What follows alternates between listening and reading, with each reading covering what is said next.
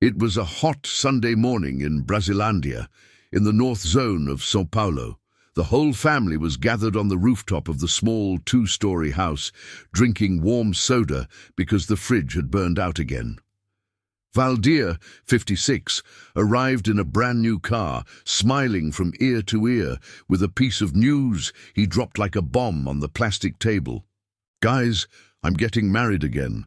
Sandra is 7 months pregnant. I signed the new house in her name, in Santana, 4 bedrooms, a pool, fancy stuff.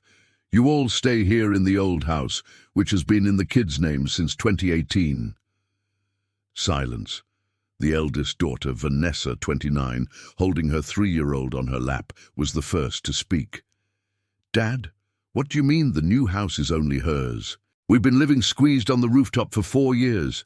Me, Juninho and the kids sleep on mattresses on the floor because there's no room downstairs." The middle son, Juninho, 26, unemployed, stood up red with anger. "Dad, you promised this house would be renovated with the money from Grandma's land sale. We believed you. We held everything together, paid your electric bill, your medicine. And now you give a 1.8 million real house to the mistress you met at a bar." Valdir didn't even blink. "She's carrying my legitimate child, boy. You're adults already, figure things out. I worked my whole life. I deserve to be happy now. Sandra is young, gives me attention, makes me feel like a man again.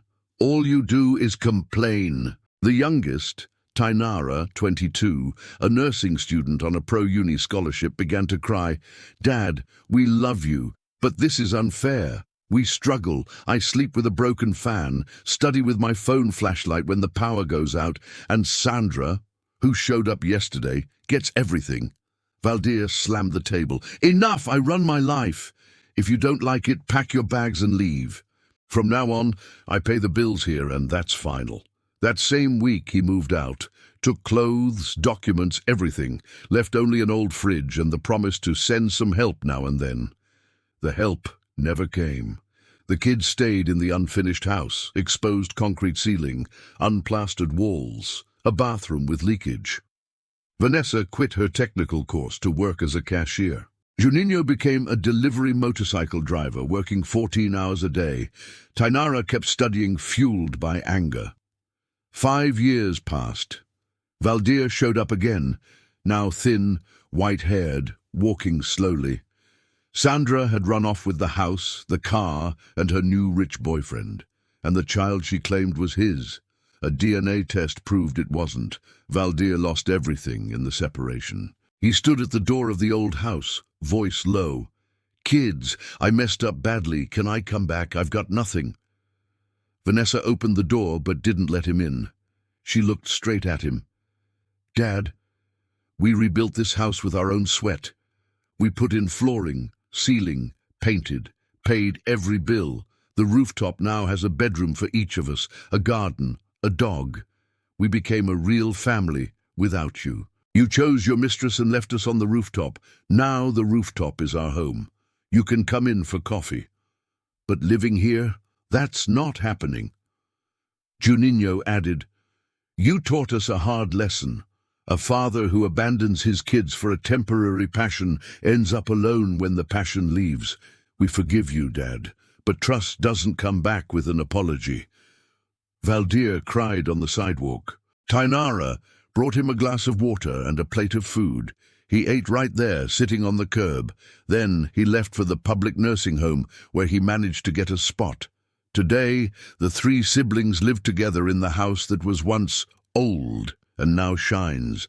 They got married, had kids, and opened a small food business that supports everyone. Every Christmas, they place an empty chair at the table with their father's name, not out of anger, but as a reminder. And the message they share with anyone who asks is always the same. Money comes and goes. Houses can be bought again. But a child you leave on a rooftop because of a mistress grows up to build their own roof, and there is often no room left for the father who chose wrong. A father's love isn't about giving a house. It's about prioritizing the people already inside it, because when a father turns his back on his children for a fling, the fling takes the house. and the children spend the rest of their lives proving they survived without him. A real father doesn't leave his kids on the rooftop to put a mistress in a penthouse. He puts his ego aside and remembers, children are a legacy you don't sign at a notary office.